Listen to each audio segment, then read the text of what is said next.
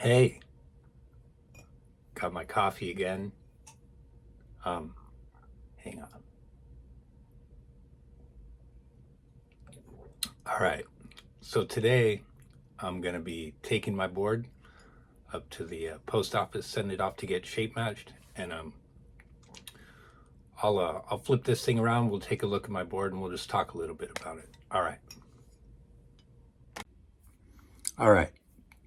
So I got this lined up about as best I could, and bear with me here. I'm not in a studio. I live in a converted tool shed, so you'll just have to deal with the results. Okay, so there's the shape.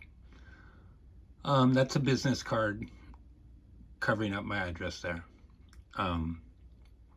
So the first thing people, usually young people, ask me is, why is the front end like that? Why is it pointed? Why is it different than a regular skateboard? And basically that comes down to the boards I skated in the 80s were generally shaped like this. And this is, the era I grew up in and progressed in. And this is influenced by the Nodus boards in particular by Santa Monica Airlines, but also boards like the Street Fire by Alva, Street Fire 2 Jeff Hartzell Pro model, the Ricky Windsor SSD by Circle A, the Citizen X by Stedham. These were all shapes I enjoyed and used, and they generally had a pointed nose and more of kind of a surfboard shape. And even as skateboards evolved and noses got blunter and wider, I preferred this shape, right? And in modern times, this came to be known as the punk point. Jason Adams was a real pioneer in sort of bringing this shape into modern times.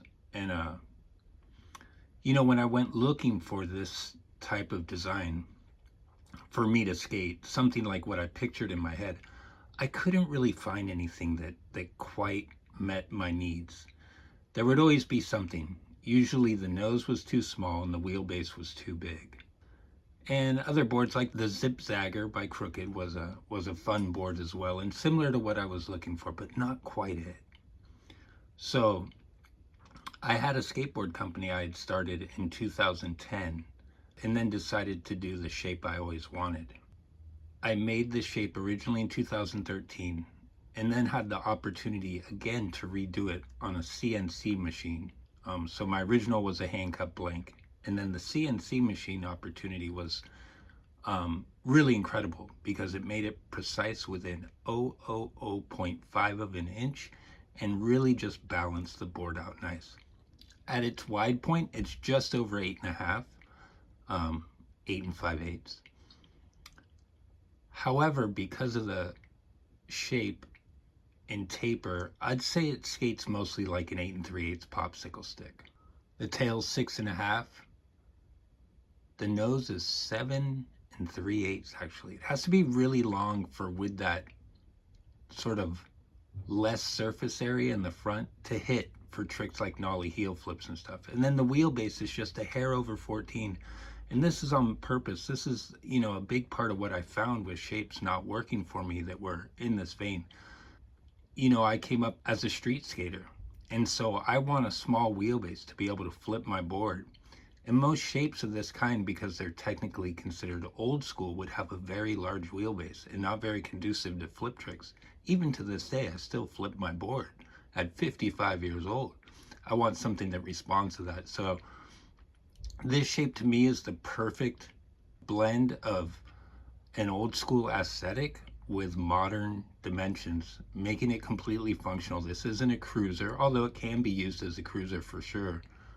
This is an everyday street board for me and the way I like to ride. Okay, so that covers the shape. I'm going to go into more detail about the design of this board and Ender skateboards at a later time, but for now I'm off to the post office. I'm going to box this up and we'll continue on. All right, see you back. All right, cool. I got everything boxed up, ready to ship, and I'm gonna head up to the post office and send it off. let you know how it goes. You know, we'll see. We'll see what comes back. All right, thanks so much for checking it out, and catch you next time. Peace.